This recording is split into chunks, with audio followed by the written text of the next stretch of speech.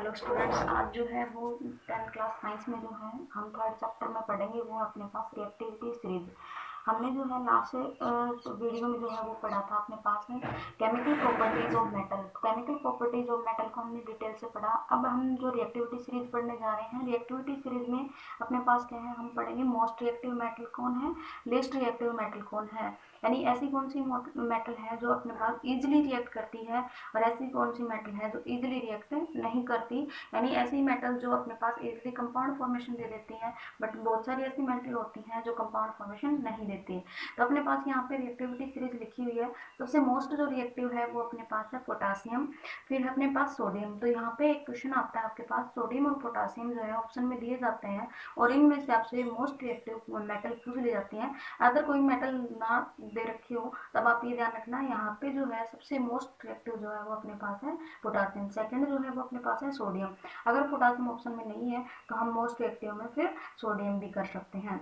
फिर reactivity series जो है आपको दिख रहा है यहाँ पे क्या कर रही है, डिक्रीज कर रही है। सबसे मोस्ट रिएक्टिव के बाद अपने पास आएंगी फिर calcium, magnesium, aluminium, zinc, iron, lead, copper, mercury, silver and gold. आपसे आपसे ये पूछ लिया सबसे लीस्ट रिएक्टिव कौन है, तो अपने पास है गोल्ड। गोल्ड का सिंबल होता है अपने पास AU, और उसके बाद अपने पास जो है उससे जो मोस्ट है वो अपने पास है सिल्वर, और सिल्वर का सिंबल होता है Ag, फिर मरकरी, तो ये अपने पास होती है Hg। तो ये चीज़ ध्यान रखना। आपसे ये भी पूछ सकता है कॉपर और सिल्वर में से मोस्ट रिएक्टिव कौन सी है, तो कॉपर और सिल्वर में से मोस्ट रिएक्टिव जो है अपने पास है कॉपर है, क्योंकि अपने पास सिल्वर जो है रिएक्टिविटी कम शो करता है कंपेरिजन टू कॉपर। फिर अपने पास यहाँ पे जो सीरीज सीक्वेंस दे रखी है आपको, ये आप देख रहे हो, इसमें रिएक्टिविटी क्या करती है, डिक्रीज करती जा रही है। अब इसको हम समझेंगे एक्टिविटी 3.12 की हेल्प से। अपने पास फर्स्ट चैप्टर में भी 1.9 एक्टिविटी है और सेम है, और 3.12 एक्टिविटी यहाँ पे ये भी सेम है। तो यहाँ पे हम जानेंगे, हम क्या करते हैं, एक कॉपर वायर लेते हैं, कॉपर वायर को क्लीन कर लेते हैं। कॉपर वायर को क्लीन करने के बाद हम क्या करते हैं, उसको आयरन जो सल्फेट सॉल्यूशन है उसके अंदर क्या करेंगे, ऐड कर देंगे, यानी आयरन सल्फेट सॉल्यूशन के अंदर कॉपर वायर को ऐड कर देंगे। तो आफ्टर सम टाइम हम देखते हैं कि कॉपर सल्फेट सॉल्यूशन बन जाता है और आयरन अकेला रह जाता है। यानी अपने पास ये रिएक्शन जो है हमने फर्स्ट चैप्टर में पढ़ी थी वो थी अपने पास डिस्प्लेसमेंट रिएक्शन।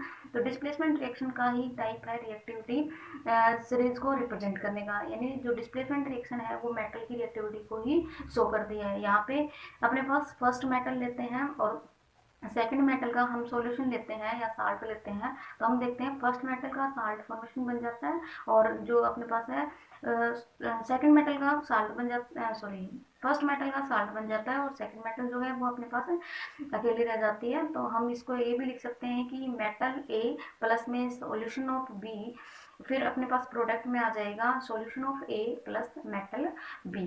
तो आप इस तरीके से भी इस एक्टिविटी को समझ सकते हो, या आपको बता दिया है। अनदर वे में भी आप ऐसे कर सकते हो, कोई भी मेटल लेकर उसको क्या करोगे, क्लीन करके और उसको अनदर मेटल के सॉल्यूशन के अंदर ऐड कर देते हैं, तो हम देखेंगे फर्स्ट मेटल का सॉल्यूशन आ जाता है, सेकंड मेटल जो अकेली रह जाती है।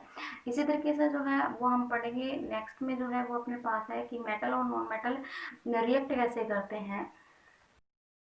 अब नेक्स्ट जो है वो हम पढ़ेंगे how do metal and non metal reacts, यानी मेटल एंड नॉन मेटल जो है वो रिएक्ट कैसे करते हैं। तो सबसे पहले अपने पास कुछ एक एलिमेंट के बारे में हमें पता होना चाहिए। जैसे हमने पीछे रिएक्टिविटी सीरीज के बारे में जाना है, तो उस रिएक्टिविटी सीरीज के बारे में जाना है, उससे पहले हम क्या करेंगे, यहाँ पे सेल फिल करना सीखेंगे। जो अपने पास इलेक्ट्रॉनिक शेल होते हैं, तो ये अपने पास क्या होंगे, उन सेल के अंदर नंबर ऑफ इलेक्ट्रॉन कैसे फिल किए जाते हैं। तो अपने पास 10th क्लास तक जो है हम सेल जो है वो पढ़ रहे हैं, अपने पास है KLMNN। ये जो सेल फिल करते हैं वो अकॉर्डिंग टू इलेक्ट्रॉनिक कॉन्फ़िगरेशन किए जाते हैं। तो इलेक्ट्रॉनिक कॉन्फ़िगरेशन फिल करना सीखते हैं और उसी के अकॉर्डिंग जो है वो रिएक्टिविटी शो करेंगे हम, मेटल और नॉन मेटल जो है वो किस वे में रिएक्ट करते हैं।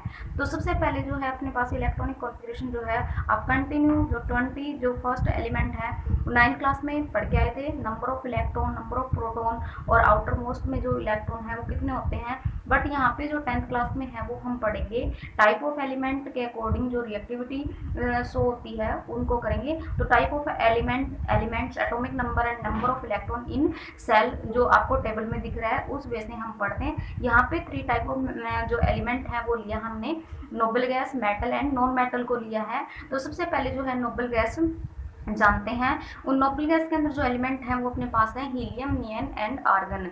हम को पता है कि अपने पास क्या होते हैं, नोबल गैस कौन सी होती हैं, जो अपने पास क्या होते हैं, सबसे लेस रिएक्टिव होती हैं, जो अपने पास अदर एलिमेंट के साथ कोई कंपाउंड शो नहीं करते। आउटर मोस्ट जो अपने पास सेल है उसके अंदर जो अपने पास वैलेंस इलेक्ट्रॉन होते हैं वो 0 होते हैं, उसी को हम क्या कहते हैं, नोबल गैस कहते हैं। तो यहाँ एटॉमिक नंबर देखते हैं, हीलियम का एटॉमिक नंबर कितना होता है 2, एनी यानी नियोन, और नियोन का एटॉमिक नंबर कितना होता है अपने पास है 10, आर्गन का कितना होता है 18। अब सेल में फील करते हैं तो फर्स्ट जो के सेल होता है उसमें नंबर ऑफ इलेक्ट्रॉन जो होते हैं वो 2 होते हैं, एल में जो होते हैं वो 8 होते हैं। तो हम यहाँ पे देखेंगे हीलियम के पास 2 इलेक्ट्रॉन है तो के में कंप्लीट फिल हो जाता है, तो के सेल कंप्लीटली फिल्ड हो जाता है। आउटर मोस्ट में कोई इलेक्ट्रॉन नहीं है तो रिएक्टिव जो है वो नहीं होगा किसी के साथ भी। फिर नियोन में देखते हैं तो 10 इलेक्ट्रॉन है, अगर यहाँ पे सेल के अंदर फिल करके देखते हैं, फर्स्ट सेल में 2, अनदर में जो है 8, तो यहाँ पे भी अपने पास ये रिएक्टिविटी शोन नहीं करेगा। आर्गन को देखते हैं 18 पोजीशन पे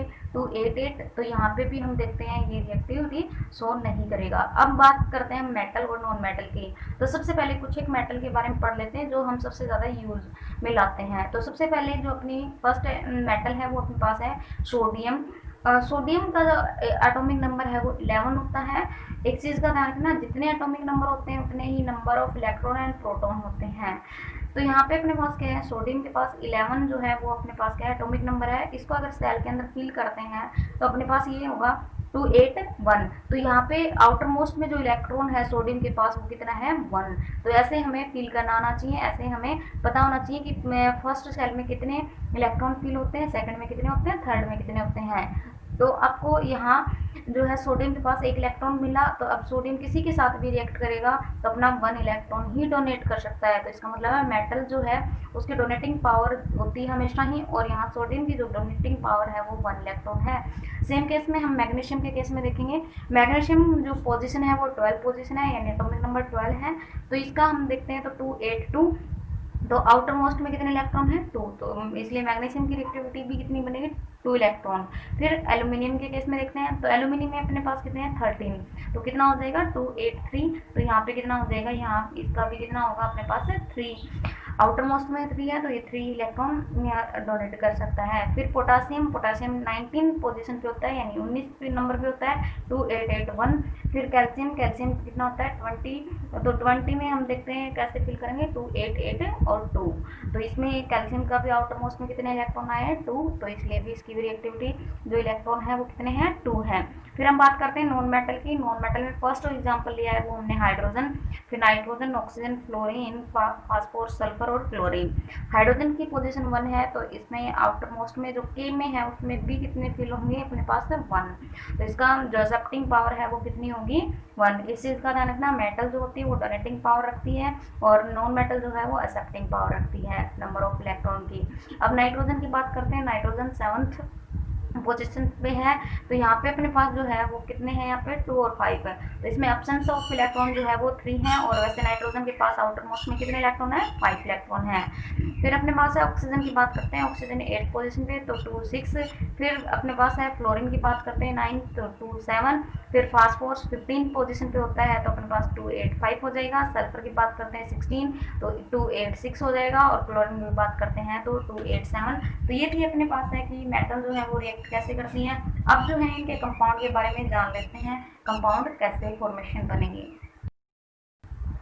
अब जो है इनके कंपाउंड फॉर्मेशन हम देखते हैं। सबसे पहले अपने पास है सोडियम क्लोराइड। सोडियम क्लोराइड का जो फॉर्मूला है वो अपने पास है NaCl।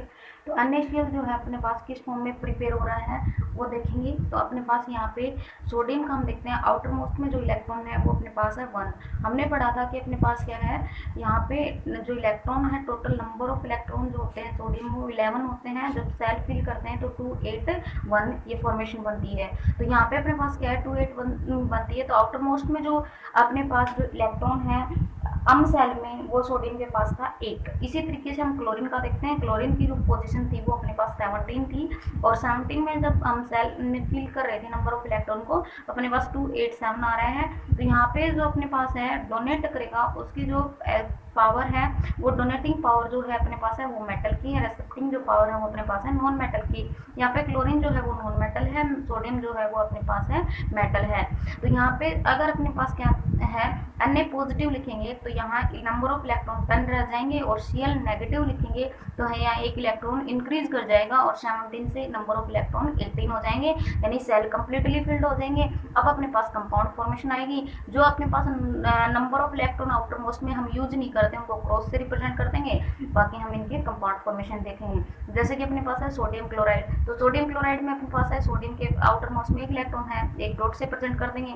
ऐसे ही हम क्लोरीन को जो इलेक्ट्रॉन हम यूज में ला रहे हैं उनको डॉट से रिप्रेजेंट कर देंगे, और अनयूज जो है वो हम क्रॉस कर देंगे। तो यहाँ पे अपने पास 6 नंबर ऑफ इलेक्ट्रॉन है क्लोरीन के अंदर, वो हमने यूज नहीं लिए हैं, तो यहाँ कंपाउंड जो है वो अपने पास बनेगा NaCl।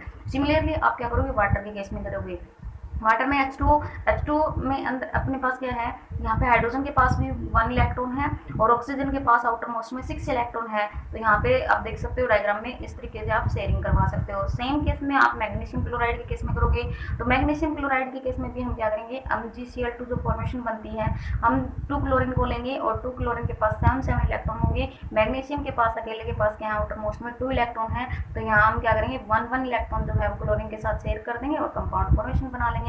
सेम वे में हम क्या करते हैं अमोनिया, और अमोनिया का जो फॉर्मूला होता है वो अपने पास है NH3, और इसका भी आप इसी तरीके से कंपाउंड बना सकते हो। आपसे डिफरेंट कंपाउंड पूछ सकते हैं, कोई भी कैसा भी कंपाउंड पूछे, आपको सिर्फ आउटर मोस्ट जो नंबर ऑफ इलेक्ट्रॉन होते हैं आउटर मोस्ट सेल में वही आपको ध्यान रखने हैं, और इसको हम ऑक्टेट रूल से भी फिल करते हैं, यानी ये कंप्लीट जो रूल पढ़ा है अपना ये ऑक्टेट रूल भी कहलाता है। Thank you.